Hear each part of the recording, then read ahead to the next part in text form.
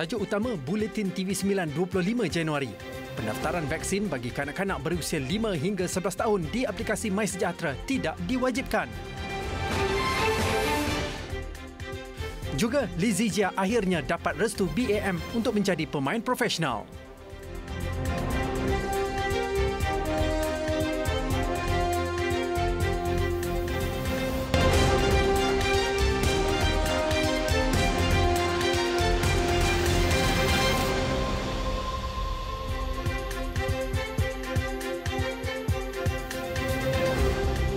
Assalamualaikum dan salam sejahtera. Tiada sekatan seperti individu dewasa untuk kanak-kanak 5 hingga 11 tahun yang tidak mendapat vaksinasi. Menteri Kesihatan Khairi Jamaluddin berkata, pendaftaran boleh dilakukan di MySejahtera untuk melindungi golongan itu, namun tidak diwajibkan. Perkara berkenaan dijelaskan menerusi satu ciapan ringkas di Twitternya dengan berkongsi hantaran berhubung jangkitan COVID-19 membabitkan 269,773 dalam kalangan kanak-kanak 5 hingga 11 tahun dan 31 kematian direkodkan dari Januari 2020 hingga 19 Januari lalu. Sebelum ini, Khairi mengumumkan KKM akan melaksanakan pemberian vaksin untuk kanak-kanak bermula Februari ini sebaik vaksin Pfizer tiba di Malaysia mulai 31 Januari. 32 penduduk di Taman Islam Kampung Bakau Tinggi Cukai Kemaman Terengganu tinggal sehelai sepinggang selepas 7 buah rumah separuh kekal yang didiami mereka musnah dalam kebakaran pagi tadi. Mujur tiada nyawa dilaporkan terkorban dalam insiden yang berlaku kira-kira jam 7.40 pagi itu. Ya Allah, rumah tak habis. Doakan hak tabah ya. Rumah tak habis. Semua. Ketua Balai Bomba dan Penyelamat Kemaman, Muhammad Hasbullah Halipah berkata, kawasan kejadian terletak di dalam sebuah pusat tahfiz. Waktu itu, kesemua mangsa sedang dalam proses pembelajaran. Difahamkan kebakaran tercetus daripada sebuah rumah. Keadaan bertambah buruk apabila api merebak cepat serta kedudukan rumah yang rapat. Sejurus pasukan penyelamat tiba di lokasi, pihaknya mendapati kebakaran telah memusnahkan 3 unit rumah sebelum kebakaran merebak ke 4 buah rumah lain. Kebakaran melibatkan 3 buah rumah pada awalnya. Patut menyebabkan disebabkan keadaan struktur kayu menyukarkan keadaan pemadaman dan api merebak dengan pantas. Api berjaya dikawal pada 20 minit kemudian. Operasi pemadaman ditamatkan sepenuhnya jam 9.45 pagi. Punca kejadian serta anggaran kerugian masih dalam siasatan. Susulan paparan Buletin TV9 berhubung ancaman babi liar di Tanjung Kling, Melaka semalam mendapat reaksi pihak bertanggungjawab. Kata Esko Pembangunan Luar Bandar, Pertanian dan Industri Asas Tani Negeri, Dato' Abdul Razak Abdul Rahman, pihaknya kini kembali mengaktifkan pasukan bertindak bagi memusnahkan haiwan terbabit. Pasukan berkenaan dianggotai pegawai dan anggota Jabatan Perhilitan Negeri. Pengaktifan itu turut dibuat susulan aduan daripada kelompok petani yang mengalami kerugian sehingga ribuan ringgit akibat kerosakan hasil tanaman. Tapi apapun kita dah sedang mewujudkan task force untuk pemusnahan babi hutan ini. Kita sampai mewujudkan task force untuk menembak babi-babi hutan ini. Itu usaha yang kita buatlah. Tapi kadang-kadang babi ni, binatang ni, dia macam mana kan? Kadang-kadang kita cari, bila kita cari kita tak jumpa, kita nak tembak, tapi bila kita balik dia datang pula. Beliau turut menjelaskan ancaman haiwan liar terbabit tidak mendatangkan jangkitan demam babi Afrika ASF, memandangkan ia hanya melibatkan babi komersial di ladang ternakan. Semalam, Buletin TV9 memaparkan aduan penduduk berhubung kehadiran 10 ekor babi hutan yang turut membahayakan pelajar yang pulang dari sekolah di Kampung Kelongkong. Taman permainan sepatutnya menjadi tempat yang selamat bagi kanak-kanak, tetapi lain pula ceritanya di Taman Permainan Batu Buruk, Kuala Terengganu. Projek di bawah seliaan Majlis Bandaraya Kuala Terengganu MBKT itu menimbulkan rasa bimbang di kalangan ibu bapa terhadap keselamatan anak-anak memandangkan binaannya menggunakan 100% konkrit. Difahamkan idea penggunaan konkrit adalah bagi memastikan ia tahan lebih lama selain menjimatkan kos penyelenggaraan. Namun bagi orang ramai pula, ianya terdedah dengan bahaya kerana tiada ciri-ciri keselamatan diaplikasikan. Justru pengguna berharap pihak berkuasa tempatan membuat penambahbaikan khususnya dalam bab keselamatan. Satu pada seming tu, kalau kanak-kanak yang nakal dia kuat berlari ke apa, kemungkinan bahaya tu mengundang. Tapi kalau kanak-kanak tu normally biasa, turun naik biasa-biasa tu tak adalah bahaya sangat. Sebab dia tidak mengundang kecederaan kan, tak jatuh tak apa kan. Kalau bila berlaku jatuh ke, tersepak ke, tergelincir ke, tu bahayalah. Sebelum ni kan ada mainan pelosong tu. Rasa molek hok macam sebelum ni rasa molek. Sebabnya hok ni macam licin, lepas tu pakai kabak naik atas tu ada pagar semua kan. Takut jatuh lah. Tengok molek lah. Sementara itu, Datuk Bandar Majlis Bandaraya Kuala Terengganu MBKT Rozali Saleh yang dihubungi berkata pihaknya akan melakukan penambahbaikan infrastruktur di Taman Awam ini secepat mungkin. Antaranya termasuk meletakkan rubber mat serta balutan fiber di tapak gelonsor bagi mengelakkan sebarang perkara yang tidak diingini berlaku. Dewan Bandaraya Kuala Lumpur DBKL sedang meneliti kaedah terbaik untuk menutup lubang berbahaya di Kolam Biru River of Life ROL. Menteri Wilayah Persekutuan Datuk Seri Syahidan Kasim berkata ketika ini DBKL sudah mengambil langkah menutup lubang berkenaan menggunakan papan platform serta penghadang jalan buat sementara waktu. Sebelum ini tular di media sosial video berdurasi 47 saat. Seorang wanita sempat merakam insiden yang berlaku kepada anak saudaranya ketika bersiar-siar di ROL. Video itu memaparkan kanak-kanak itu sedang berjalan kemudian terjatuh ke dalam lubang antara tebing dan pagar penghadang di tepi sungai. Mujur kanak-kanak itu sempat diselamatkan oleh bapanya. Kolam biru yang berada di kawasan pertembungan antara Sungai Kelang dan Sungai Gombak merupakan sebahagian daripada komponen projek ROL dibuka kepada orang ramai pada 2017 sebagai tarikan pelancong. Malaysia mencatatkan skor yang lebih rendah dalam Indeks Persepsi Rasuah CPI bagi tahun 2021 yang menyaksikan negara jatuh 5 tangga ke kedudukan 62 berbanding kedudukan 57 tahun sebelumnya. Skor dicatatkan hanya 48% menjadikan buat julung kalinya sejak 2012 negara dikelompokkan dalam 2/3 negara dengan skor di bawah 50.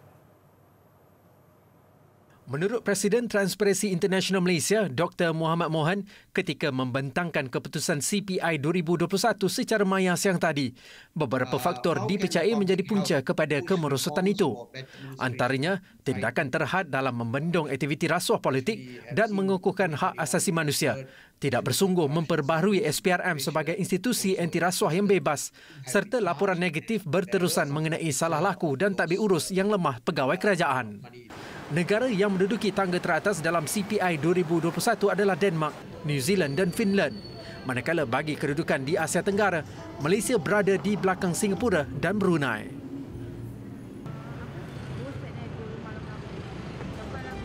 Nampak tu semua badan melelap tu. Hui, saya amat takut dan kini kami menunggu jabatan. Kembali bersua, punca kelewatan pengagihan bantuan kepada mangsa banjir disebabkan timbul beberapa isu seperti tuntutan meragukan. Perdana Menteri Datuk Seri Ismail Sabri Yaakob berkata bagaimanapun perkara itu akan diselesaikan sebaik hal berkaitan diuruskan.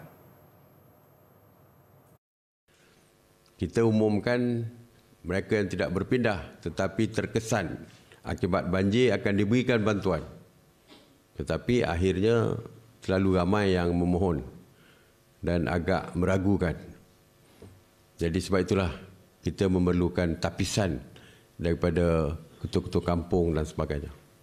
Ada yang berpindah, tapi air baru setakat buku lali dekat bawah rumah sebagai contoh. Tapi dia dah berpindah. Dia tak berpindah di PPS, tetapi berpindah di rumah saudara mara. Mereka pun menuntut, walaupun tidak ada kerugian dan sebagainya. Beliau dimaklumkan oleh Ketua Pengarah Unit Penyelesaian Pelaksanaan Jabatan Perdana Menteri bahawa hampir 100% mangsa sudah menerima bantuan wang ihsan. Malah pemberian bantuan barangan keperluan asas, baucer pembelian barangan elektrik dan baucer diskaun otomotif keluarga Malaysia juga mula diagihkan.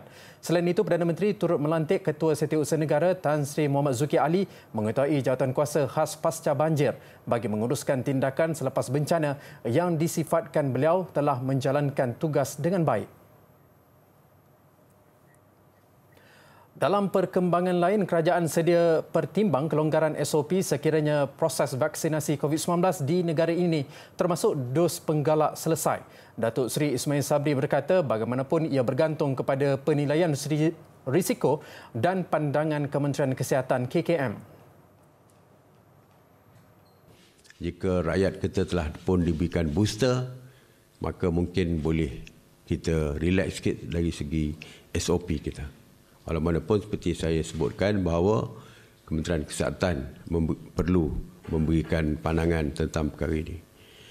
Dan kita percaya apabila kita boleh membuka negara kita, keadaan ekonomi kita akan boleh berubah dan akan lebih bertambah baik. Mengulas lanjut, kerajaan mengambil pendekatan berhati-hati untuk membuka sempadan berikutan kebimbangan jangkitan COVID-19 di luar negara. Namun usaha pembukaan sempadan sudah dimulakan menerusi inisiatif laluan perjalanan lengkap vaksin VTL antara Malaysia dan Singapura. Selain perbincangan bersama Indonesia dan Thailand, dalam masa sama jaminan diberikan bahawa kerajaan tidak bercadang untuk menutup sektor ekonomi dan menyekat kembali pergerakan rakyat. Ini perkembangan yang baru kami terima berhubung status kesihatan bekas Perdana Menteri Tun Dr. Mahathir Mohamad. Dalam satu kenyataan oleh anaknya, Datin Marina Mahathir memaklumkan tahap kesihatan bapanya semakin memberangsangkan. Katanya beliau kini mempunyai selera makan yang bertambah baik dan sempat berseluruh dengan ahli keluarga di Institut Jantung Negara IJN. Tun Dr. Mahathir turut menzahirkan rasa terharu dan mengucapkan terima kasih kepada semua yang mendoakan agar beliau segera pulih. Beliau turut memohon agar orang ramai tidak terlalu bimbang mengenai kesihatannya. Tambah Datin Marina, ketika ini Tun Dr. Mahathir akan terus mendapat rawatan di IJN di bawah pengawasan pakar. Selepas 44 tahun menanti, akhirnya 447 peneroka Felda Cuping di Perlis menerima khabar gembira apabila diberikan keran hak milik peneroka di tanah rancangan berkenaan. Lebih manis, 260 pemohon tanah usaha kerajaan di negeri itu turut mendapat surat kelulusan. Penyerahan disempurnakan Menteri Besar Datuk Seri Azlan Man di Dewan Besar Felda Cuping siang tadi. Di Perlis terdapat 3 tanah perancangan Felda iaitu Felda Rimba Mas, Felda Mata Air dengan Felda Cuping yang menjadi penerima terakhir geran hak milik peneroka sekaligus menandakan penyelesaian hak milik bagi ketiga-tiga Felda di negeri itu. Dia ni dalam meneroka ni, program ni bermula tahun 78 lagi. Tahun 1978 dia orang dah mula dah. Tapi kelulusan yang kita bagi kepada tiga-tiga Felda ni iaitu Felda Cuping, Felda Rimba Mas dan Felda Matayang. Felda Matayang dengan Rimba Mas 2017. Jadi tahun ni kita selesaikan atau sudahlah sebenarnya kita dah selesaikan untuk peneroka Felda Cuping. Kumpulan penerima yang ditemui melahirkan rasa syukur dan lega memandangkan ia merupakan hari yang cukup bermakna dan bersejarah kepada kesemua peneroka di Felda berkenaan. Alhamdulillah, syukur kepada Allah kerana dengan kerjaan pada hari ini dapat kami memegangkan gerai yang kami tunggu-tunggu. Sudah lama yang menanti dan banyak yang pergi. Tinggal yang baki tak berapa ramai. Alhamdulillah, pada hari ini merupakan satu sejarah lah bagi peneroka Felda Cuping yang mana lebih 43 tahun kita menunggu geran ni. Pada hari ini kita dapat. Terima kasihlah kepada Kerajaan Negeri Perlis. Ini pula tindakan seorang kanak-kanak lelaki yang melaporkan penemuan ular sawa yang ditemui di dalam longkang secara siaran langsung di Facebook. Menjadi tular hingga meraih perhatian warganet di laman media sosial. Kita ikuti laporannya. Assalamualaikum semua warga-warga Bukit Sambau dan selamat petang. Saya Muhammad Haziq bin Muhammad Ashraf. Ni ada kejadian baru berlaku berita terkini. Kejadian baru berlaku di Market Bukit Sambau. ada kemunculan seekor ular sawah yang paling besar dan amat-amat besar dan muncul di dalam longkang. Kejadian penemuan ular itu disedari bapanya, Muhammad Ashraf Ahmad, 37 tahun, ketika kerja-kerja mengemas dilakukan kira-kira jam 6.25 petang Ahad lalu dekat sebuah pasar di Bukit Selambau.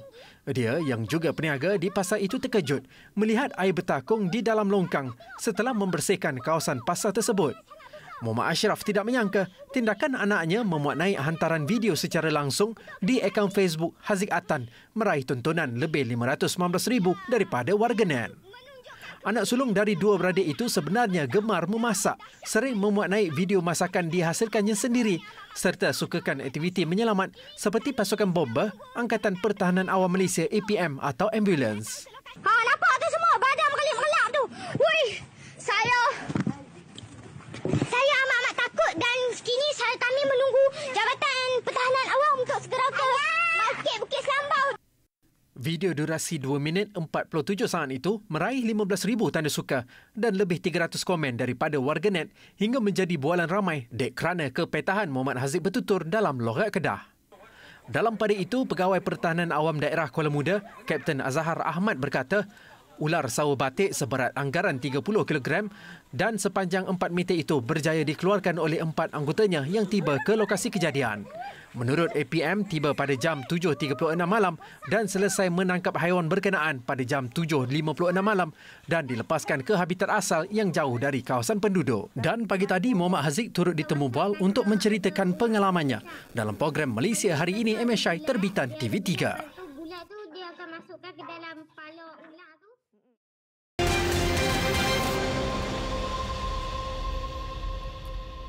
Laporan antarabangsa. Sekurang-kurangnya 18 orang terbunuh dalam pertempuran antara dua kumpulan di sebuah kelab di Bandar Sorong, Papua Barat, Indonesia. Ketua Polis Sorong, Ari Nyoto Setiawan berkata kebanyakannya maut selepas kelab malam itu terbakar akibat pertempuran itu. Pertembungan berlaku malam semalam pada jam 11 malam. Ia adalah konflik yang berpanjangan daripada pertempuran pada Sabtu lalu. Seorang mangsa ditikam dan 17 lagi maut dalam kebakaran di kelab malam Double O itu. Polis kini sedang menyiasat punca kebakaran kelab itu. Di Yaounde, Kamerun, 8 orang terbunuh dan lebih 40 lagi cedera dalam kejadian rempuhan masuk stadium bagi menyaksikan saingan Piala Negara-Negara Afrika antara Comoros dan Kamerun. Paling mengejutkan, salah seorang mangsa yang cedera akibat dipijak merupakan bayi. Menurut saksi, rempuhan bermula ketika penyokong berebut-rebut untuk masuk ke tempat duduk aras bawah stadium. Peminat yang lebih dekat dengan pintu pagar dipijak oleh individu yang cuba memasuki stadium. Susulan kejadian itu, Persekutuan Bola Sepak Afrika CAF akan menyiasat insiden berkenaan dan cuba mendapatkan butiran lanjut mengenainya. Perlawanan kontroversi itu berakhir dengan Kamerun menewaskan Comoros menerusi jaringan 2-1.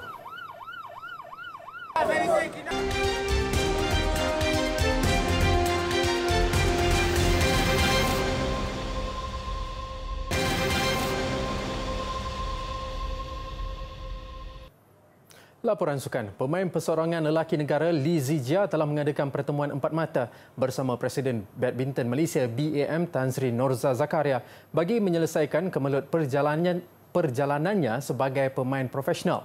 Hantaran yang dikongsi oleh Zijia di Instagramnya menyatakan beliau gembira kerana telah mendapat restu BAM untuk menjadi pemain profesional. Hantaran itu menyatakan pemain berusia 23 tahun itu akan sentiasa mengingati pencapaian masa lalu dan masa depan serta akan sentiasa menjadi produk Tan Sri Norza, BAM dan Malaysia. Tambahnya, buat masa ini dia akan komited untuk kejohanan berpasukan Asia dan harap kesimpulan ini menyatukan semua pihak sebagai rakyat Malaysia dan peminat badminton. Pertemuan peribadi itu disertai dengan ahli keluarganya. Sementara itu, siang tadi juga, Zijia tiba di Akademi Badminton Malaysia bersama kakaknya sekitar jam 12.30 hari tadi untuk bertemu Timbalan Presiden BAM merangkap pengerusi Jawatankuasa Undang-Undang BAM, Datuk Seri Dr. Jahabidin Muhammad Yunus.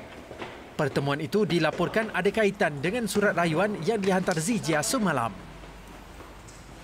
Paparan sukan itu tadi mengakhiri Buletin TV9 malam ini dan seperti biasa sebelum berpisah kita saksikan pakar pemanduan menunjukkan kemahiran melakukan pusingan U di jalan yang sangat sempit. Visual itu menerima tontonan lebih 25 juta di laman YouTube. Saya Mazhari Zafri, Aziz Desa, bertemu lagi esok jam 7 malam. Assalamualaikum dan selamat malam.